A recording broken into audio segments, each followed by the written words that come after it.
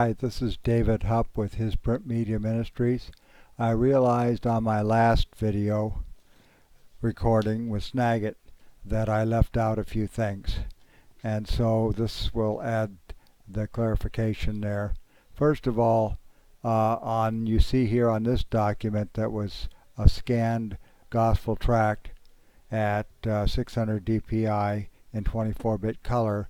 We have some instances where we have, like in this E here, which I'll zoom in, we end up with uncolored spots in a colored letter. So let's show you how to fix that first. So first of all, we have to go to the we're going to go to the rubber stamp tool, which is over here in the tools palette on the left, and the clone stamp tool. So then what you do is you choose a size up here, drag it to the slider, come back over here. So now we're going to pick what the clone stamp does. You hold down the Alt key on the keyboard and then you press the surrounding area. So I get that red there. Then I drag it over here and I click, and it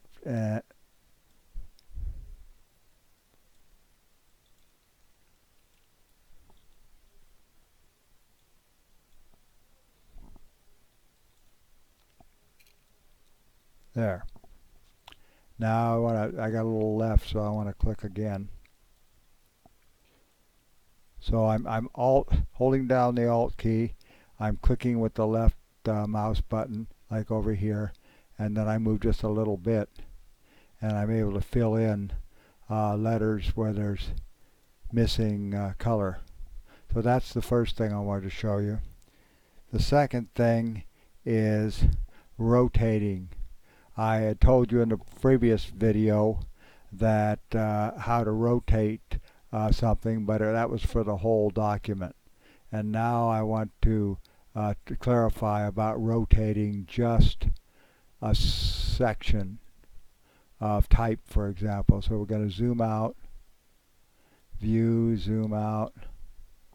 Now we're going to slide over and slide down to this address here by Free Tract Society. Zoom out and get it all in. So when you're straightening the whole document, view, zoom out. When you're straightening the whole document, you just go up here to select all, or you draw a marquee around all the area that you want to select all for the whole document, and then you can go image, and you can go rotate over here, and you can go arbitrary like this and put in a number, counterclockwise or clockwise, and rotate it in small increments. So we're going to cancel that. Now this here is just a section of text. So we're going to use the marquee tool on this one. We're going to draw, whoops.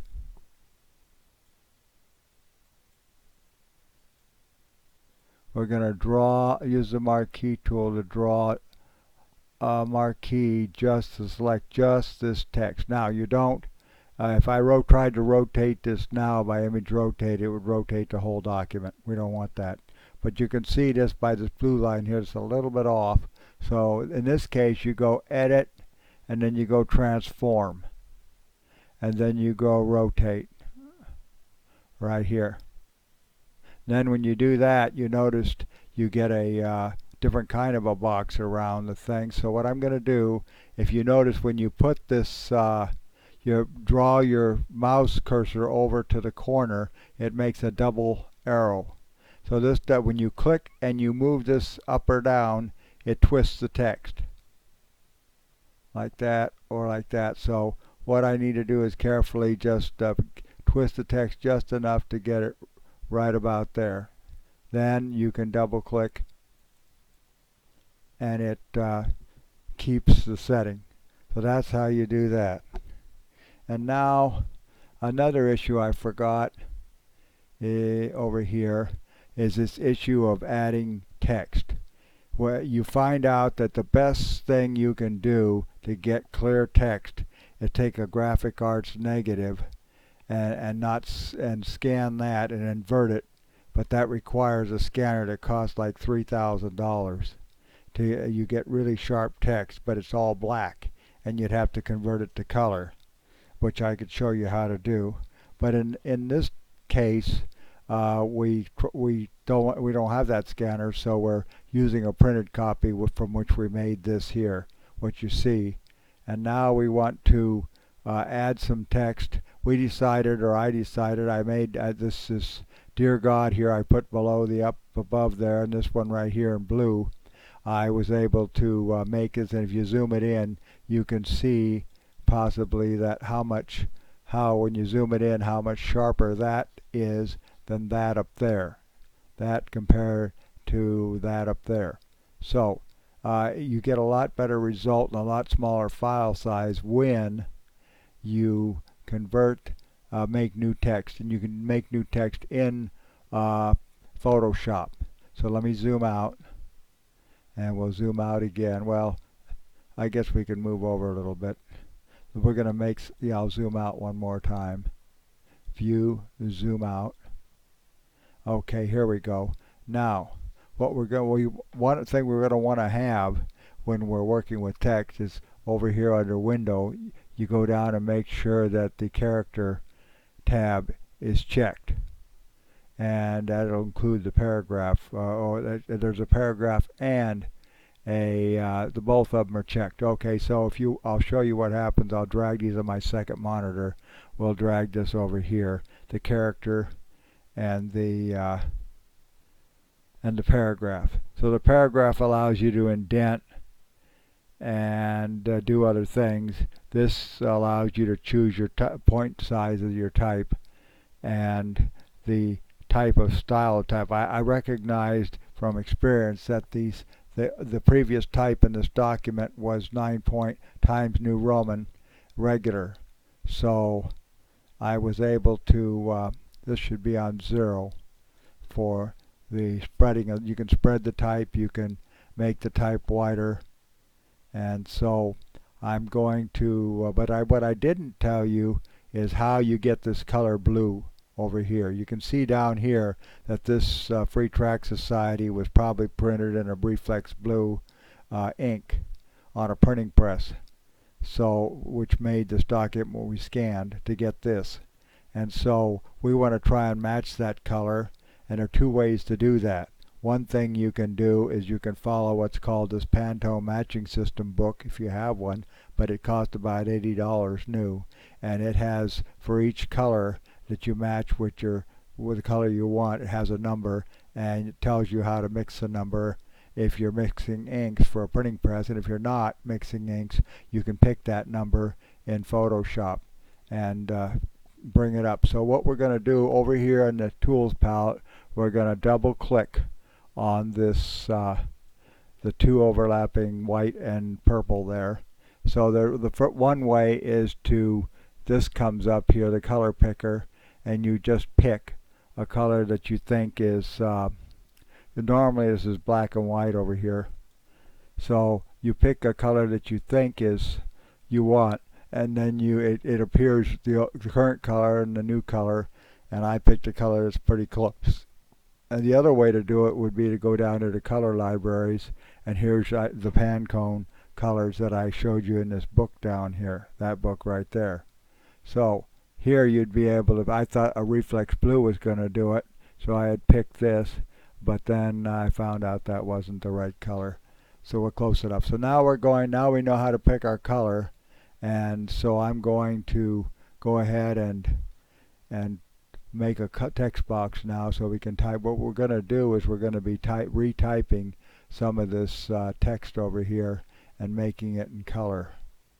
And yeah, so there's my text. That makes, I take the text tool over here with the T and I click and drag a rectangle on that. Then I look down here in the paragraph palette, and I decide what I want both sides of the text column even, which is justified, or to the right or to the left, this kind of thing. and everything justified there. So I want the one, I like things justified. So I clicked on the justified tab. I got 9 point, I've got Times New Roman, and I got regular. So now I can begin typing. So let's go over here and see what we have to type. I'm going to zoom out one more. So I'm going to type this blue one down here. I'm going to go so you can see now.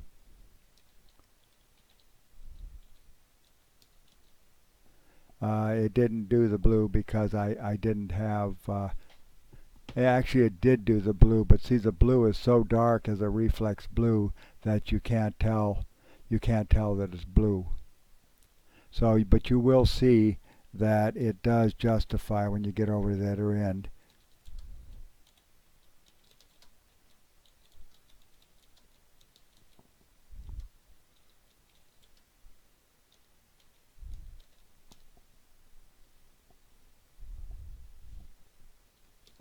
So that I found out that was too dark.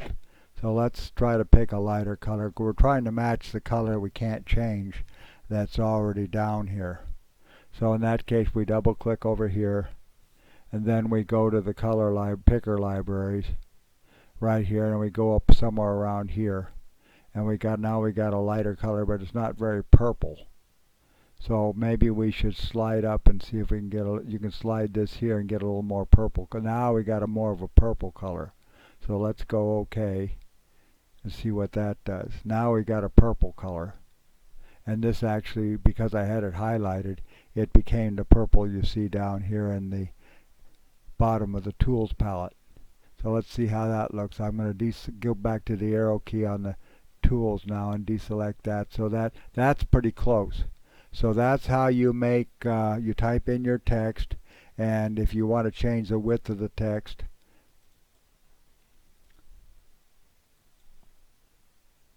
you go back to the T over here in the thing, you double click on that, and you can adjust your length of the text box by clicking on this arrow down here like that, or you can make your text box with it very carefully, get the double arrow and move it that way or that way.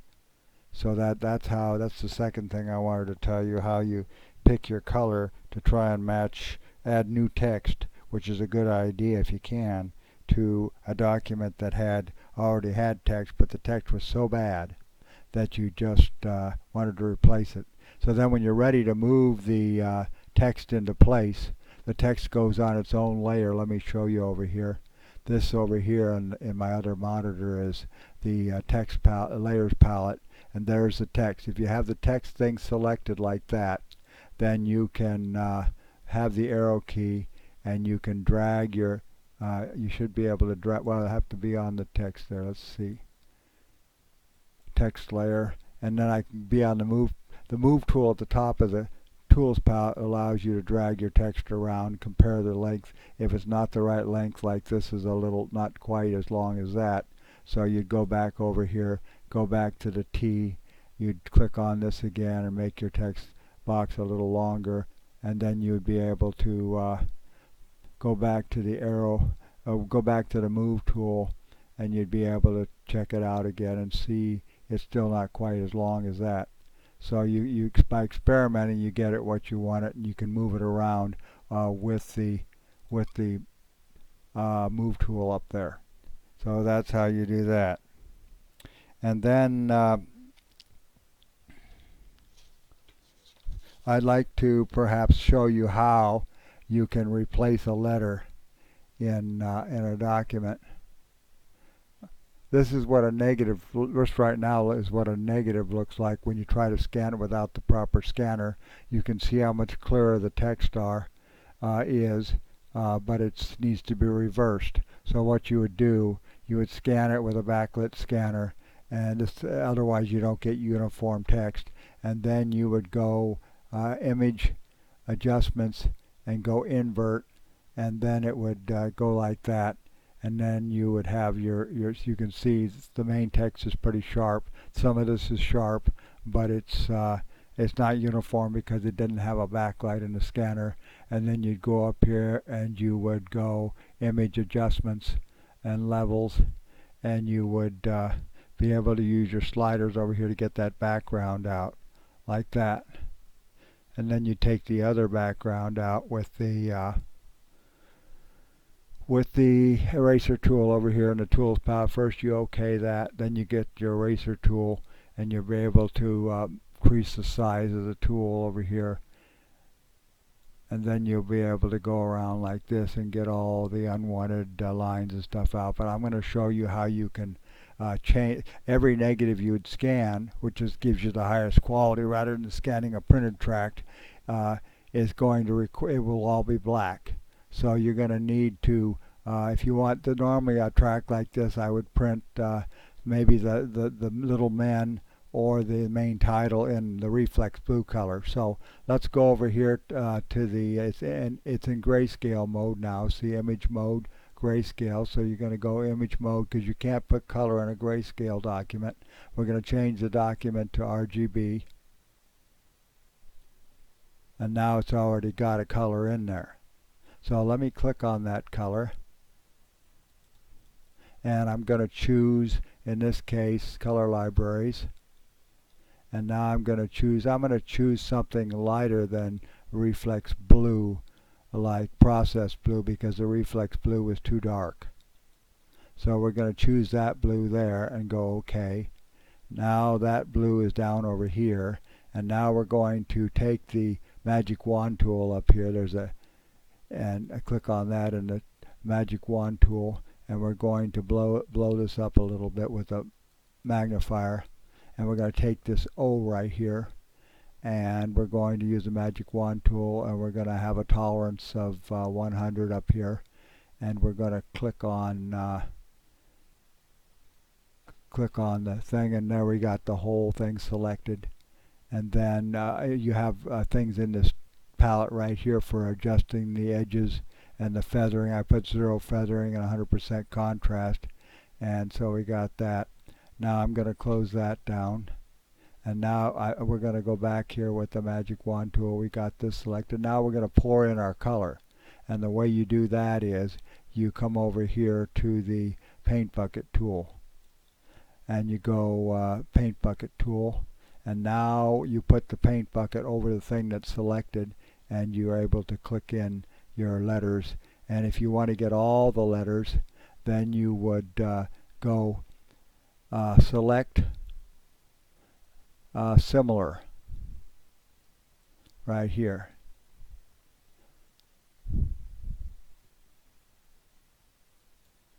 I guess it's because of the color. Let's reverse that. Step backwards. Edit step backwards. So now we got this selected. Let's try selecting similar colors. We have to be in the arrow tool, and we're going to go select similar. There, all the color, all the different letters now are selected.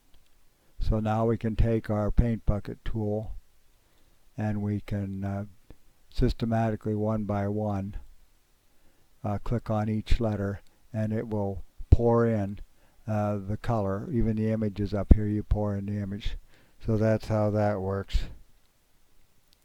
So I think that pretty much one more subject that I think I covered in another video is an even better way of doing things rather than retyping the whole thing. If you get a quality scan of type, you can use what's called an OCR program like Omnipage 17. It costs quite a bit of money, but I have a shortcut for it, this one right here on my desktop, and it's opening that program now. So it might take a while to open because I think it's a big program, but we successfully converted a lot of books that were too bad a type. We had to just clean them up in Photoshop, but books that were good sharp text, we were able to turn them into fresh text, and then it has a spell checker. So that's the ideal way to, if you're not a fast typer, you can scan text in good quality and then use the OCR program if you have it, like Omnipage 17, and convert it into fresh text. So it saves you from having to type it. And so this is David, and I'm sorry we didn't get it all in the first video, but this video adds the things that I left out. Thank you.